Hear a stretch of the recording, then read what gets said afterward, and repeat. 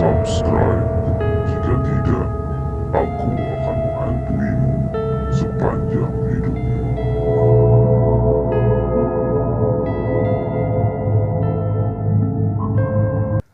Aku adalah seorang ojek online.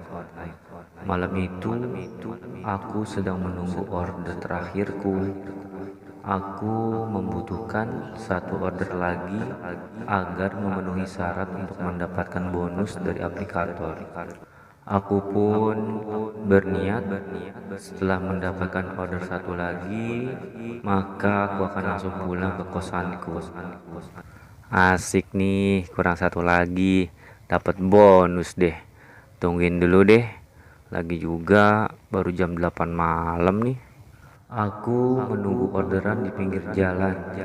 Tak jauh dariku masih banyak ojek online yang masih menunggu orderan juga sama seperti aku. Di tempatku menunggu order, memang ada beberapa rumah makan yang bekerja sama dengan aplikatorku. Makanya banyak ojol yang menunggu di pinggir jalan sekitar sini. Keadaan jalan pun masih banyak mobil dan motor yang berlalu lalang. Benar saja, orderan pun masuk ke handphoneku.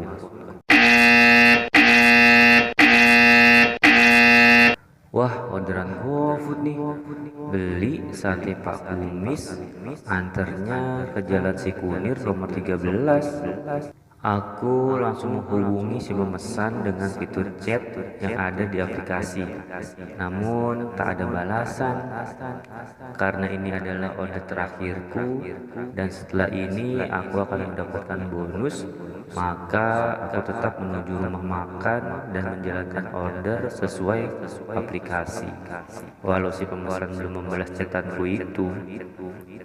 Sambil menunggu sate pesanan itu, aku mencoba memperhatikan lokasi tujuan si pemesan lewat aplikasi itu.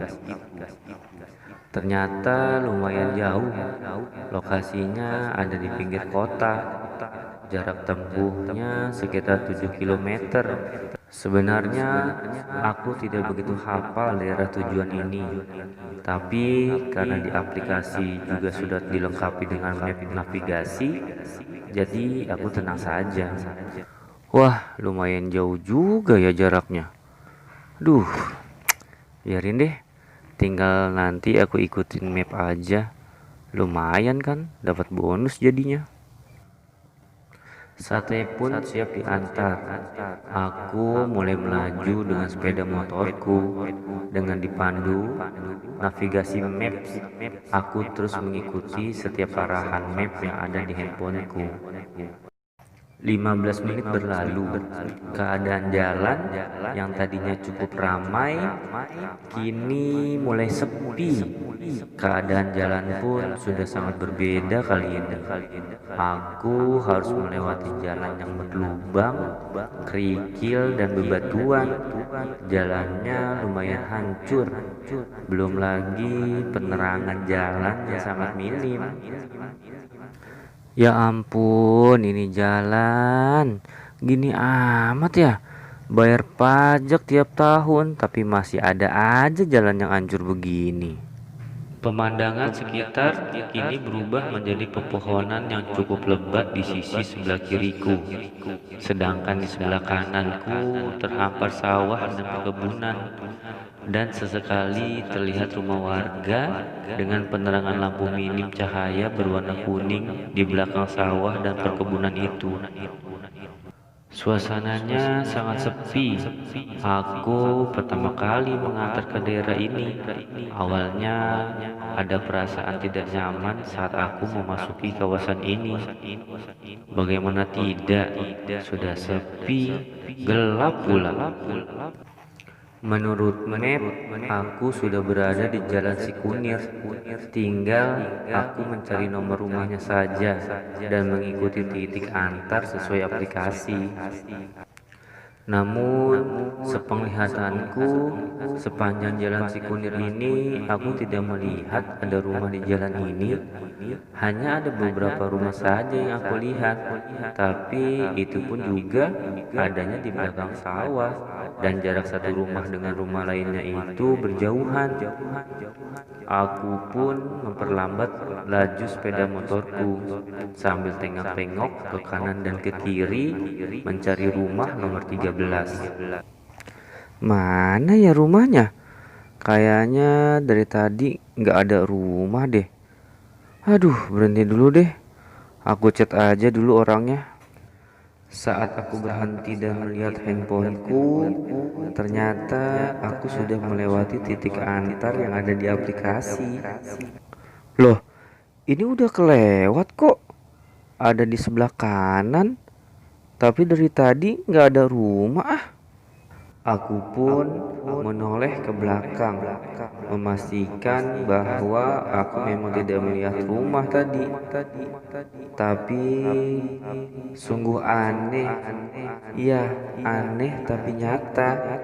Saat aku menoleh ke belakang, sekitar 10 meter dari posisiku berhenti, terlihat ada sebuah rumah yang cukup besar. Hah? Kayaknya tadi nggak ada deh.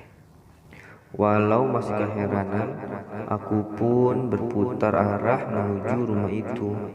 Rumah itu rumah berlantai 2 dengan penerangan lampu berwarna kuning. Rumah itu seperti rumah yang tak terawat. Aku menghampiri rumah itu.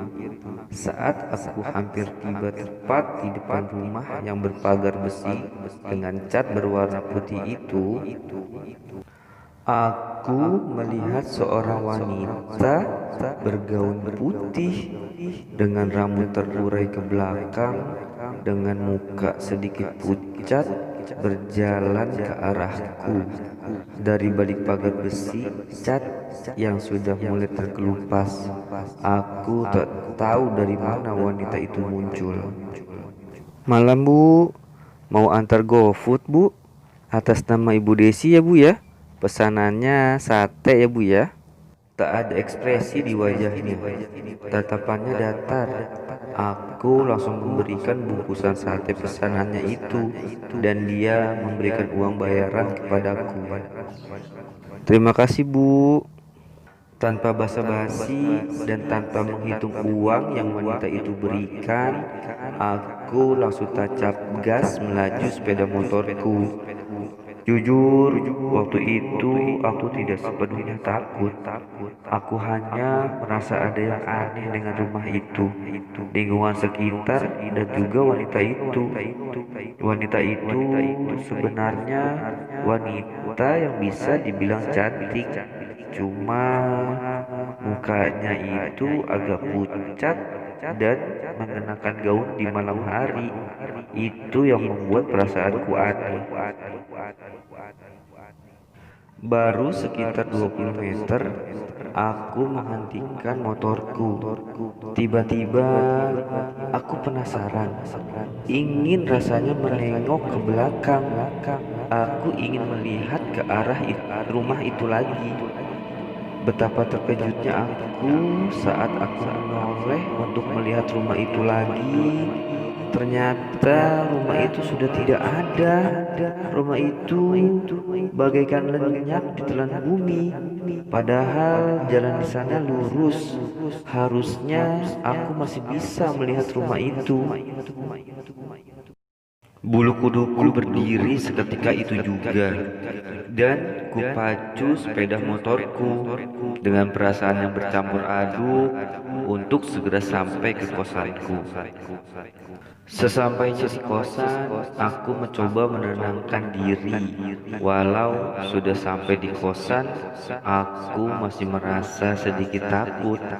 Wanita dan rumah itu masih menempel kuat dalam ingatanku. Astagfirullahaladzim, mimpi apa aku kemarin malam sampai ngalamin kejadian begini?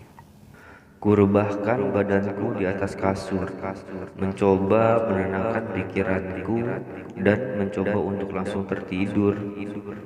Sampai saat mataku hampir benar-benar terpejam,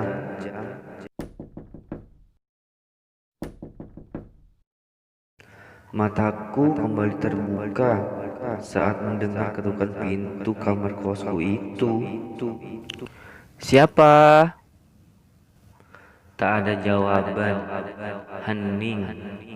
Hanya terdengar suara detik jam di kamar kosku.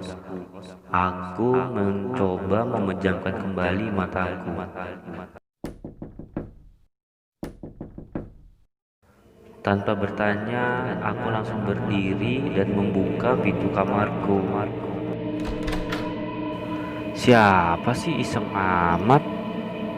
kataku sambil melihat ke kanan dan kiri luar kamar. Tidak ada siapa-siapa di luar kamar. Aku langsung kembali ke kasurku dan menutup sekujur tubuhku dengan selimut. Tapi tak lama kemudian, suara ketukan itu terdengar lagi. Kali ini aku tidak berani untuk membuka pintu. Yang aku lakukan hanyalah terdiam di balik selimut sambil membaca ayat kursi dan surat lainnya yang aku mampu. Ketukan pintu itu semakin lama semakin cepat dan semakin keras suaranya.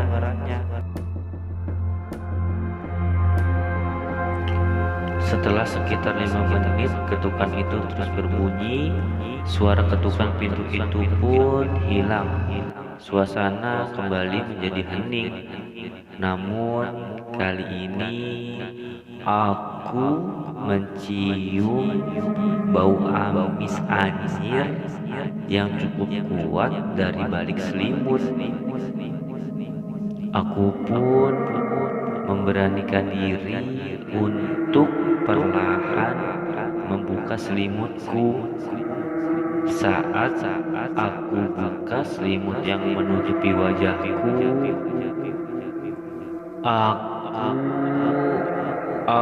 aku melihat di pojok kamarku ada sosok wanita yang tadi memesan sate itu. Wajahnya sangat sama persis seperti sebelumnya yang aku lihat di rumah itu. Pucat dan tatapannya datar dan juga kosong. Namun perlahan matanya ini mulai melotot dan wajahnya dan sekujur tubuhnya mulai berubah. Kini wajahnya penuh dengan darah, matanya melotot dan lidahnya keluar menjulur sampai ke lantai. Dia mendekat ke arahku dan kini wajahnya berada persis di depan wajahku.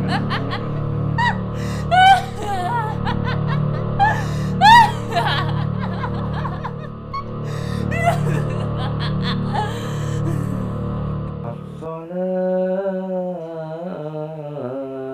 khairum minan naum. Aku terbangun saat azan subuh berkumandang. Aku pingsan semalam. Kulihat di dalam kamarku, sosok itu sudah tidak ada. Entah apa salahku, sampai aku berjumpa dan diganggu makhluk itu. Makhluk lain memang ada di sekitar kita. Terkadang kita tak mampu mengelaknya saat harus berjumpa atau bahkan berinteraksi dengan makhluk halus itu. Saat pagi harinya, saat aku akan menghitung uang hasil kerjaku kemarin, aku menemukan daun-daun kering di dalam kantong jaketku, tempat aku menyimpan uang dari sosok wanita yang semalam memesan GoFood itu.